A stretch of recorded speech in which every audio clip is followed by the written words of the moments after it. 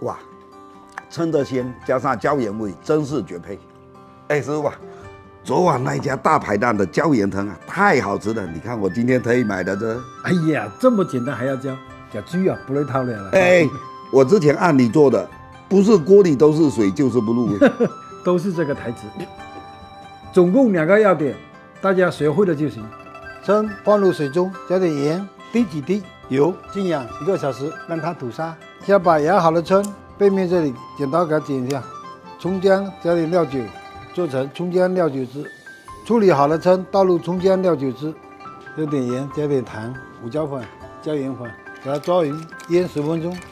我们现在调一个面糊，倒入木薯粉、土豆淀粉、粘米粉、泡打粉，把这个粉给它搅拌均匀，倒入1个鸡蛋，把它搅匀，加点水调成酸奶状。